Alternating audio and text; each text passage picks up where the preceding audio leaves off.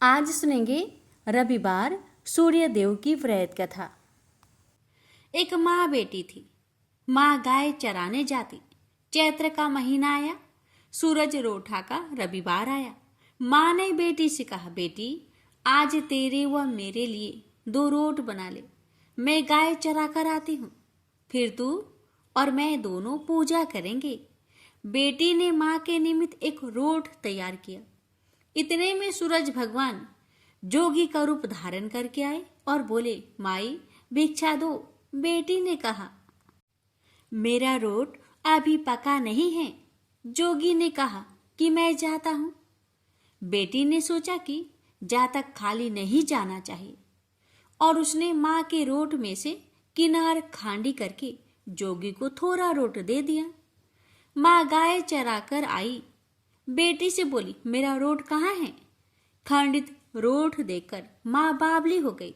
वो घी रोठो दे, रोठा माइली कौरो दे, कहती नगरी में घूमने लगी। बेटी डर के मारे पीपल के झाड़ पर बैठ गई। 3-4 दिन निकले।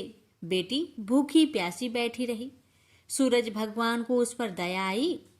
सूरज भगवान ने उसके लिए पानी का लोटा व चूरमा भेज दिया। एक दिन एक राजा का कुंवर शिकार करके आया और उसी पीपल की ठंडी छाया में बैठा और बोला, कितना अच्छा होता कि पीने को थोड़ा पानी मिल जाता। ऐसा सुनते ही लड़की ने थोड़ा पानी डाला। राजा के कुंवर ने कहा, मुझे बहुत भूख लगी है, कोई खाने को दे तो अच्छा होगा। लड़की ने ऊपर से चूरमा डाला। कुंवर की भूख प्यास मिट गई। वह विचार करने लगा कि यहाँ कोई है। यह सोचकर राजा ने अपने सिपाहियों को पीपल के पेड़ पर खोज करने भेजा। उन्होंने सब जगह देखा, उन्हें कुछ नहीं मिला। तो राजा का कुंवर खुद ऊपर चढ़ा और ढूंढा तो वो लड़की मिली। राजकुंवर ने कहा कि तू कौन है? तब लड़की ने अपनी कहानी सुनाई। राजा के कुंवर ने कहा, मेरे साथ शादी करोगी? लड़की बोली, आप तो नगर के राजा हैं, मैं गरीब व अनाथ लड़की हूँ, मेरे कोई नहीं है। राजा जी माने नहीं। गाजे बाजे के साथ उस कन्या को पीपल के नीचे ब्याह कर घर ले गए। बहुत दिन बीते। एक दिन माँ घूमती घामती महल के बाहर पहुंच गई और आवाजें देने लगी, घी रोठो दे, घी रोटा माइली कोर दे।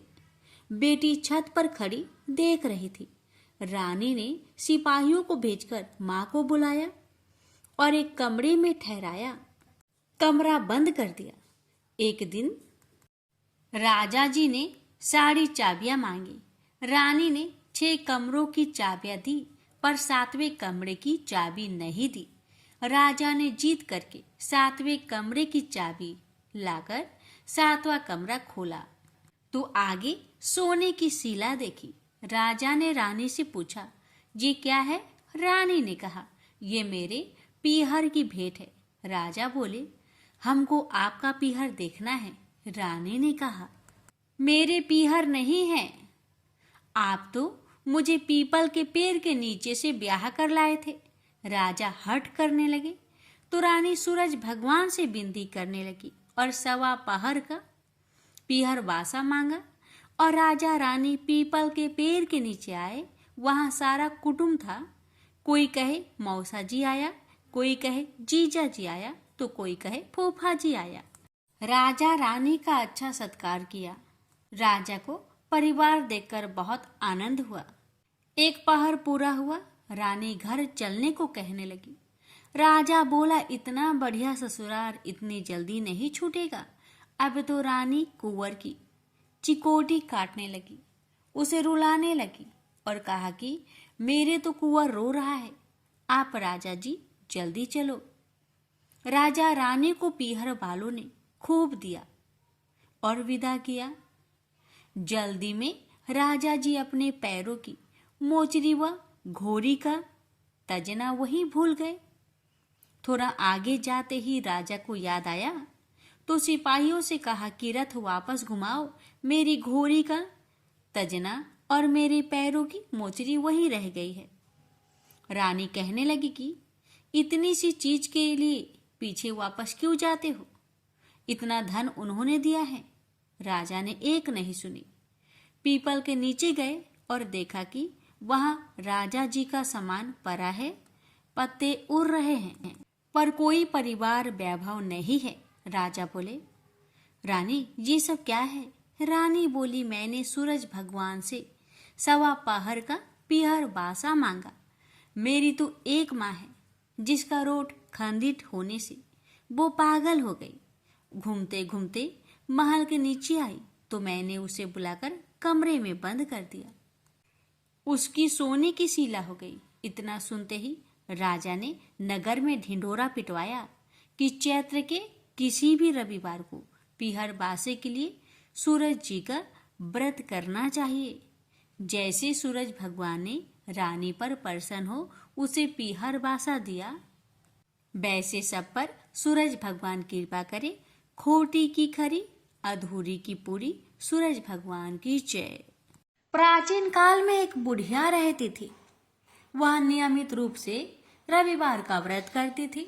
रविवार के दिन सूर्योदय होने से पहले ही उठकर बुढ़िया स्नान आदि से निवृत्त होकर आंगन को गोबर से लीपकर स्वच्छ करती और उसके बाद सूर्य भगवान की पूजा करते हुए रविवार व्रत कथा सुनकर सूर्य भगवान को भोग लगाकर दिन में एक समय भोजन करती थी।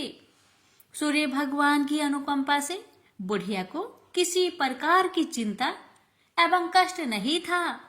धीरे धीरे उसका घर धन्य धान्य से भर रहा था। अब होता है ये कि उस बुढ़िया को सुखी होते देख उसकी पड़ोसन उससे जलने लगी। बुढ़िया ने कोई गाय नहीं पाल रखी थी, अतः वह बुढ़िया पड़ोसन के आंगन में बंधी गाय का गोबर लाती थी। पड़ोसन ने अपनी दिमाग लगाकर कुछ सोचकर उसने अपनी गाय को घर के भीतर ही बांध दिया। रविवार को बूढ़ी माई को गोबर ना मिलने से वह अपना आंगन नहीं लीप सके। आंगन ना लीप पाने के कारण उस बुढ़िया ने सूर्य भगवान को भी भोग नहीं लगाया और उस दिन खुद भी भोजन नहीं किया। सूर्यास्त होने पर बुढ़िया भूखी प्यासी सो गई। रात में भगवान ने उन्हें सपना दिया और भोजन ना बनाने और भोग ना लगाने का कारण पूछा तो बुढ़िया ने कहा भगवान को कि गोबर ना मिलने के कारण वो भोजन नहीं बना सकी। तब भगवान ने कहा कि माता, हम तुमको एक ऐसी गौ देते हैं जिससे सभी इच्छाएं पूरी होती है, क्योंकि तुम हमेशा रविवार को गोबर से लीप कर भोजन बनाती हो और भोग लगाकर ही खुद भोजन करती हो। इससे मैं खुश होकर तुम्हें वरदान देता हूँ। सपने में भगवान का यह वरदान पाकर जब बुढ़िया की आँख खुली तो देखा कि आंगन में एक अति सुंदर गौ और बछड़ा बंधे हुए हैं। गाय और बछड़े को देखकर वह खुश हो जाती है और घर के बाहर बांध देती है और खाने को चारा डाल देती है। जब पड़ोसन ने वृद्धा के घर के बाहर अति सुंदर गौ और बछड़े को देखा तो देश भावना से प्रेरित होकर उसका हृदय जल उठा और जब उसने देखा कि गाय ने सोने का गोबर दिया है तो वो गाय का सोने का गोबर ले गई और अपनी गाय के गोबर उसकी जगह रख दिया। रोजाना वह ऐसा करती रही और सीधी साधी बुढ़िया को कानों कान इसकी खबर तक ना होने दी। तब सर्वव्यापी ईश्वर भगवान सूर्य नारायण ने सोचा कि चालाक पड़ोसन की वजह से बुढ़िया ठगी जा रही है, तो उन्होंने शाम के समय अपनी माया से बड़े जोर की आंधी ला दी। आंधी की भय से बुढ़िया ने अपनी गाय को अंदर ही बांध दिया। सुबह जब गाय ने गोबर दिया तो बुढ़िया आश्चर्यचकित रह गई और फिर वो रोजाना अपनी गौ को घर के अंदर ही बांधने लगी। उधर पड़ोसन ने देखा कि बुढ़िया तो गौ को घर के अंदर बांधने लगी है तो उसका सोने की गोबर उठाने की चाल कामयाब नहीं हो पा रही थी। तो कुछ उपाय ना देखकर पड़ोसन ने सीधे राजा की सभा में जाकर सारी बात बता दी। उसने राजा से कहा कि मेरे पड़ोसन में एक वृद्धा के पास ऐसी गाय है जो आप जैसे राजाओं के पास होना चाहिए, आप ही के योग है। वह गौ रोजाना सोने का गोबर देती है। आप सोने से प्रजा का पालन करिए। वह बुढ़िया उस सोने का क्या करेगी? राजा ने यह बात सुनकर अपने दूतों को बुढ़िया के घर जाकर गौ लाने की आज्ञा दे दी। अब बुढ़िया सुबह सुबह ईश्वर को यानी सूर्य नारायण को भोग लगाकर भोजन ग्रहण करने जा ही रही थी कि तभी राजा के कर्मचारी गाय खोलकर ले गए। यह देखकर बुढ़िया काफी रोई, जोर जोर से चिल्लाई, लेकिन कोई कर्मचारी ने एक ना सुनी। उस दिन फिर वृद्धा गौ के वियोग में भोजन ना कर सकी और रात भर रो रो कर सूर्य नारायण से गाय को पुनः पाने की प्रार्थना करती रही। वहीं दूसरी ओर राजा गौ को देखकर बहुत प्रसन्न हुआ और सुबह ही जैसे वह उठा, सारा महल गोबर से भरा दिखाई देने लगा। राजा यह देखकर घबरा गया।